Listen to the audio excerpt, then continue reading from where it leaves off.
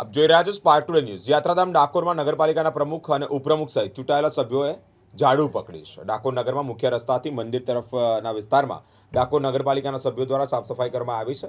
સાથે જ ભાજપ શાસિત ડાકોર નગરપાલિકામાં ચૂંટાયેલા સભ્યો નગરમાં સફાઈ કરવા માટે મેદાને ઉતર્યા છે। ડાકોર નગરપાલિકાના સભ્યો દ્વારા પોલીસને સાથે રાખી બંદોબસ્ત વચ્ચે સ્વચ્છતા અભિયાન હાથ ધરાયું છે। પ્રમુખ ડાકોર નગરપાલિકા આજ રોજ પ્રમુખ નગરપાલિકા અને સભ્યો દ્વારા ડાકોરમાં સફાઈ કરવામાં આવી છે। શું છે તેના પાછળનું કારણ?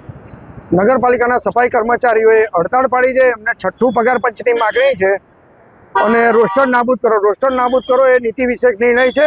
એ સરકારે કરવાનું હોય છે અને છઠ્ઠું પગાર પંચ માટે મિનિમમ 48% મહેકમ જોઈએ।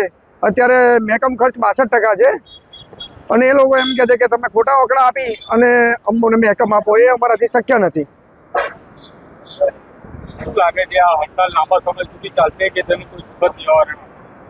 નહીં આવે તો અત્યારે તો અમે સભ્યોએ ચાલુ કર્યું છે ને 2-1 દિવસમાં બહારની ટીમ બી બોલાવી, અન્ય નગરપાલિકાની ટીમ બોલાવી અને સફાઈ ચાલુ રાખીશું। આપ સફાઈ કરી છે ગામની, આપને કેવું લાગ્યું કે ગામની અંદર સ્વચ્છતાને લઈને શું હજુ કોઈ સુધારો કરવો કે પગલાં લેવાની જરૂર છે? ખરી આ સફાઈ કામદારોએ આ ધૂળના ઢગલા કેટલા કરેલા છે એ પણ કાલે અમે ઉઠાવી લઈશું। કે આપણા વિસ્તારની અંદર જે કચરો જોવા મળે છે હા, તેને લઈને જે દુકાનદાર હોય કે અન્ય જે વ્યક્તિ હોય છે તેઓના દંડને લઈને શું કોઈ જોગવાઈ કરવા? અગાઉ ઠરાવ કરેલ છે 500 થી 2000 રૂપિયા દંડનો, અને આજે રિક્ષા ફેરવી છે ને કાલે પણ રિક્ષા ફેરવી છે કે ભાઈ સફાઈ કામદારો હડતાલ પર છે ને દુકાનદારોએ પોતાનો કચરો ડોલમાં રાખવો અને ડોર ટુ ડોરની ગાડી આવે તે વખતે એ કચરો એમાં નાખવો, રસ્તા પર કચરો ફેંકવો નહીં, ને તો દંડની કાર્યવાહી કરવામાં આવશે।